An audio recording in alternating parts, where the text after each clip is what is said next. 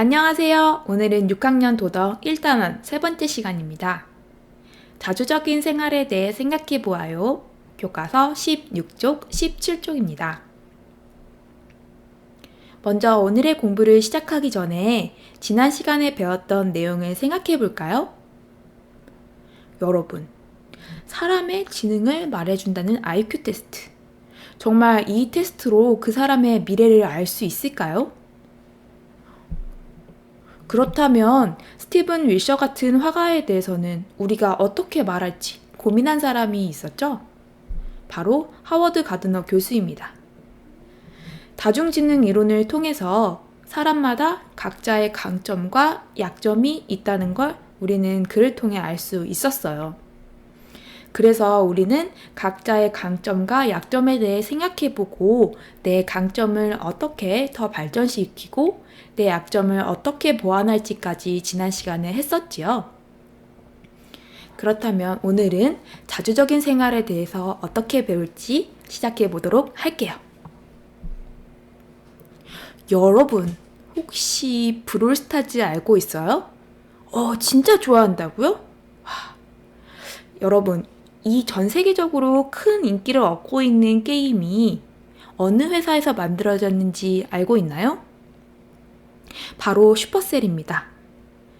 과연 이 브롤스타즈를 세계적인 게임으로 만들었던 비결은 무엇일까요? 월급을 많이 줘서? 똑똑한 사람이 많아서? 자, 과연 슈퍼셀의 비결이 무엇인지는 오늘 수업을 마치면 배울 수 있습니다. 지금부터 시작해 보겠습니다. 우리 교과서에 지문이 나와 있어요. 이 이어달리기를 선생님이랑 같이 읽어볼게요. 싫어, 안 할 거야. 팽 돌아서서 가버리는 현수를 보며 달리기 연습을 하자고 했던 덕이와 지혜는 머쓱해졌습니다. 덕이와 지혜는 얼른 현수를 쫓아갔습니다. 현수야, 우리 조금만 연습하면 우리 뭐든 잘할 수 있을 거야. 열심히 연습하면 뭐하니? 난 자신 없어. 조금이라도 실수하면 다른 친구들이 비웃고 무시하잖아. 그럴 바에는 하지 않는 게 나아. 현수는 지난 체육 시간에 자신이 넘어진 것을 보며 웃던 친구들의 모습이 떠올랐습니다. 덕이가 현수에게 용기를 주며 말했습니다. 누구나 실수할 수 있어. 같이 더 연습하면 잘할 수 있을 거야. 선생님께서도 처음보다 실력이 향상된 모듬에 점수를 더 많이 주겠다고 하셨잖아. 우리 포기하지 말고 해보자. 지혜도 거들었습니다. 하지만 현수는 고개를 숙인 채로 말했습니다. 너희들은 나보다 달리기를 잘하니까 그렇지. 난 달리기를 잘하지 못해. 실수해서 다시 웃음거리가 될까봐 두려워. 난 못할 것 같아. 덕이와 지혜가 얼른 현수의 손을 잡으며 다정하게 말했습니다. 네가 체육 시간에 있었던 일 때문에 많이 속상했나 보구나.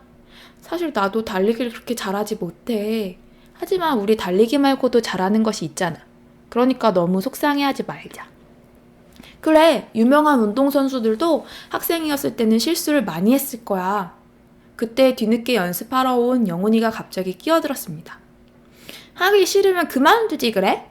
뭐 노력한다고 다 되는 건 아니잖아. 내 실력 정도는 돼야 자신감도 갖고 자랑스러워할 수 있을 거라고. 뭐라고? 정말 그럴까? 덕이와 지혜 그리고 현수는 고개를 갸우뚱했습니다. 자, 여러분들 이 이야기를 읽어보니 어떤가요? 네, 현수가 굉장히 의기소침하고 어려움을 겪고 있네요. 우리 현수는 어떤 어려움을 겪고 있나요? 열심히 연습하면 뭐해? 안 하는 게 나아.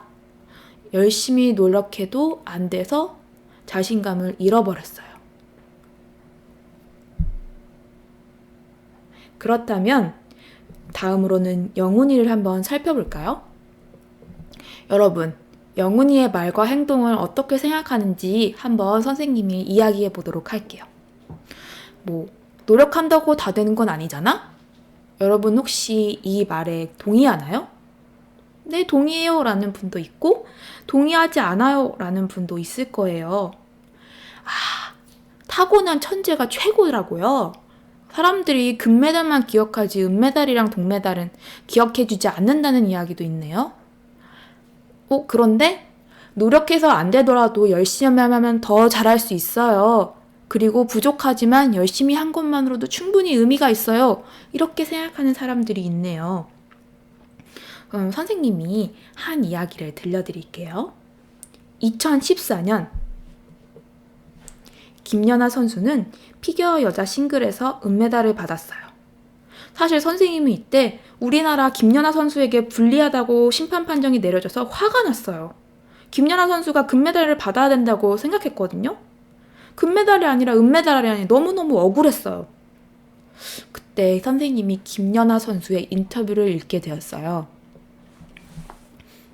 김연아 선수의 인터뷰 내용입니다. 실수 없이 해서 만족한다. 준비하면서 심리적, 세력적인 한계를 느꼈습니다. 그것을 이겨냈다는 것에 120점을 주고 싶습니다. 실수 없이 맞췄기 때문에 성공적으로 잘 끝난 것 같고 노력한 만큼 보여드린 것 같습니다. 김연아 선수는 자신이 느낀 한계를 이겨내고 최선을 다했기 때문에 만족한다고 이야기했어요. 그러니까 다른 사람의 기준이 아니라 나의 기준에서 너무나도 만족스러웠다는 인터뷰를 한 거죠. 선생님은 이 인터뷰에서 김연아 선수가 스스로에 대해 보여주는 태도가 정말 멋지다고 생각했어요. 결과나 다른 사람들의 이야기에 상관없이 자신의 노력에 대해 스스로 자랑스러워하는 것. 정말 멋진 모습이라고 생각했답니다. 자, 그렇다면 자주적으로 살아가려면 어떻게 해야 될까요? 우선 이걸 같이 볼게요. 선생님께서도 처음보다 실력이 향상된 모듬에 점수를 더 많이 주겠다고 하셨잖아. 우리 포기하지 말고 해보자. 맞아요. 자주적으로 살아가려면 포기하지 않고 꾸준히 노력해야겠죠. 그런데 질문이 있네요. 정말 포기하지 않으면 실력이 향상되는 걸까요? 여러분들은 어떻게 생각하세요? 노력했는데도 실력이 향상되지 않은 경험이 있었다고요? 발달을 연구한 과학자들은 사람의 능력이 J자 모양의 곡선으로 발달한다고 보았어요. 그래서 오히려 초반에는 연습을 해도 실력이 더 떨어지는 거예요. 그래서 사람들은 스스로를 바보라고 느끼기도 한대요. 하지만 이 움푹 패인 지점을 벗어나면 실력이 점점 늘기 시작한다고 합니다. 그래서 실력이 이렇게 성장했다니 내가 정말 열심히 한 만큼 노력한 만큼 결과가 나오는구나 라고 생각하는 순간이 온다는 거죠. 여러분, 포기하지 않으면 내 실력이 늘어난다는 사실을 꼭 잊지 않았으면 좋겠습니다. 다음으로, 그래! 유명한 운동선수들도 학생이었을 때는 실수를 많이 했을 거야. 이 말에서는 어떤 태도를 알 수 있나요? 네, 맞습니다. 자주적으로 살아가려면 실수해도 실망하지 않고 꾸준히 노력해야 해요. 그런데 실수하고 실패하면 정말 속상하죠. 선생님도 그래요. 선생님은 요리를 좀 못해서 가끔 레시피를 찾아서 만드는데 별로 맛이 없을 때가 있어요. 그런데 정말 이렇게 실패하는 게 의미가 있나요? 실패는 성공의 어머니라는 말이 진짜일까요? 여러분들은 어떻게 생각하세요? 우리 아까 초반에 브롤스타즈 얘기를 했었죠. 브롤스타즈의 슈퍼셀에 대해서 잠깐 이야기를 해볼게요. 이 슈퍼셀에서는 가끔씩 파티가 열린다고 하는데요. 과연 어떤 파티일까요? 1번 치킨 많이 먹기 파티, 2번 볼트 100개 먹기 파티, 3번 실패 축하 파티, 4번 졸업 축하 파티. 정답은? 네, 3번 실패 축하 파티입니다. 실패를 축하한다고요? 무슨 말일까요? 실패를 어떻게 축하한다는 걸까요? 슈퍼셀의 창업자 겸 최고 경영자인 일카 파나넨의 인터뷰입니다. 그는 실패가 성공을 쌓는 가장 훌륭한 벽돌이라고 말했어요. 그래서 실패한 뒤에 허무함을 느끼지 않고 그 실패를 새로운 동기를 부여하는 사건으로 삼을 수 있어야 된대요. 그래서 슈퍼셀에서는 직원들이 게임 개발에 실패하면 실패의 축하 파티를 연다고 합니다. 왜 여기에서는 실패를 축하해 주었나요? 왜냐하면 실패를 통해 귀한 교훈을 얻었기 때문입니다. 실패를 축하해주는 분위기에서 사람들은 실패를 두려워하지 않을 수 있었어요. 그리고 실패를 통해 얻은 교훈으로 새롭고 더 재미있는 게임을 만들 수 있었죠. 그 덕분에 슈퍼셀은 클래시 오브 클랜, 헤이데이, 브롤스타즈 같은 게임들을 만들 수 있었어요. 지난번의 실패를 교훈으로 삼아 고치고 고쳐서 이렇게 인기 있는 게임들이 만들어진 거죠. 자, 다음 문제입니다. 내가 현수라면 어떻게 했을까요? 선생님이 현수라면 말이죠. 선생님이라면 이렇게 할 것 같아요. 사실 아무리 열심히 해도 힘들고 어려워요. 하지만 달리기에 최선을 다할 거예요. 그래서 더 달라진 멋진 모습을 보여주고 싶어요. 그만두라고 했던 사람들이 깜짝 놀랄 정도로 실력을 늘리는 것이 선생님이 하고 싶은 일이랍니다.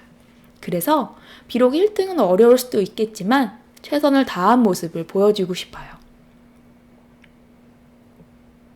오늘은 자주적인 삶을 살려면 어떤 자세가 필요한지 배웠어요. 일카파나님처럼 실패를 두려워하지 않는 용기, 그리고 언제나 최선을 다하는 꾸준함과 자신에 대한 자신감이 필요하다고 생각한답니다. 여러분들은 어떤 삶의 자세가 필요하다고 생각하나요? 여러분들의 의견도 적어봅시다. 선생님은 사실 이 영상을 듣고 있는 여러분들은 이미 자주적인 사람들이라고 생각해요. 일어나기도 힘들고 집 밖에 나가지도 못하는 힘든 온라인 계약, 열심히 도덕 수업을 듣는 여러분들도 모두 멋진 승리자랍니다. 자, 여러분, 오늘도 공부하느라 정말 고생 많았어요. 즐거운 도덕 시간 여기까지 하고 우리는 다음에 또 만날게요. 안녕!